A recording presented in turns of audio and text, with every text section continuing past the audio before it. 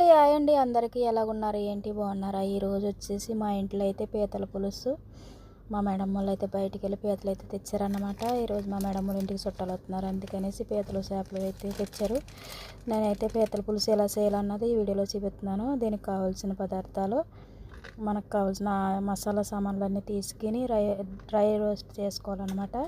పొడి చేసుకోవడానికి ఎల్లుల్లిపాయ, అల్లము, పచ్చిమిర్చి, 2 పెద్ద ఉల్లిపాయలు, 2 టమాటాలు.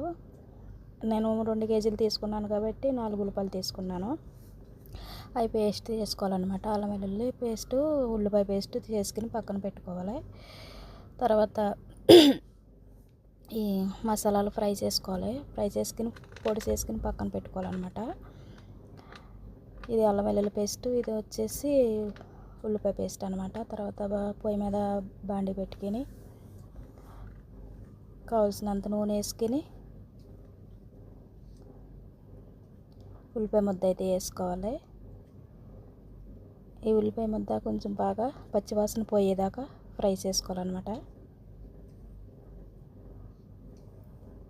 నేనైతే ఆయిల్ ఎక్కువ వేయలేదు, మా మేడం వాళ్ళు కొంచెం ఆయిల్ తక్కువ తింటారు, అందుకని ఆయిల్ కొంచెం తగ్గించి వేసాను అనమాట. కావాలితే కొంచెం ఆయిల్ ఎక్కువ వేసుకుంటే కొంచెం టేస్టీగా ఉంటుంది కూడా, చూడడానికి కూడా. అల్లం వెల్లుల్లి పేస్ట్ వేసుకోవాలి పచ్చివాసన పోయేదాకా, అది కూడా వేపుకొని తర్వాత టమాటా ముక్కలు వేసుకోవాలి.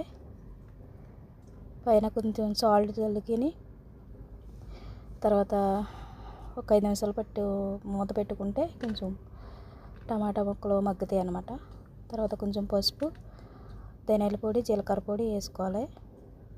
ఈ మసాలా అంతా కొంచెం వేగేదాకా వేపుకోవాలన్నమాట. తర్వాత ఇది వచ్చేసి కారం అండి, కొంచెం నూనెలో ఫ్రై చేసి వేస్తాను. పచ్చికారం కదా, వీళ్ళు ఎక్కువ కొన్న కారం వేసుకుంటారు, అందుకని చెప్పి నేను కొంచెం నూనెలో ఫ్రై చేసి వేస్తాను అనమాట, టేస్ట్గా ఉంటుందని. ఈ వీడియోలో చూపించిన విధంగా చూడండి. మసాలా అయితే ఇలా రావాలి, గ్రేవీ సూపర్ ఉంటుంది, మీరు కూడా ఒకసారి ట్రై చేయండి.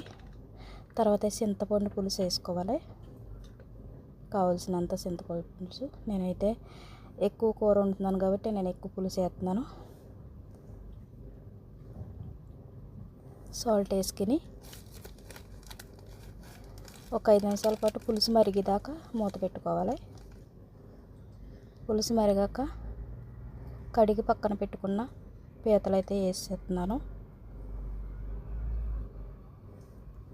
చూడండి ఎంత ఫ్రెష్గా ఉన్నాయి పీతలు, చాలా బాగున్నాయి.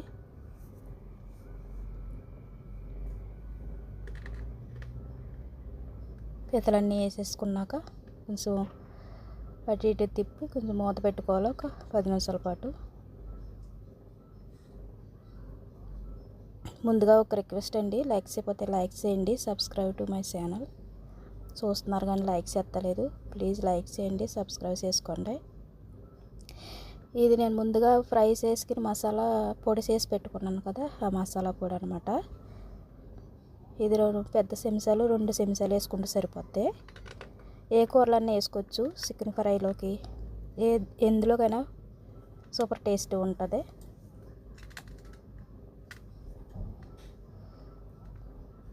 కూర అయితే ఉడికిపోయిందండి, టేస్టీ పీతల పులుసు అయితే రెడీ.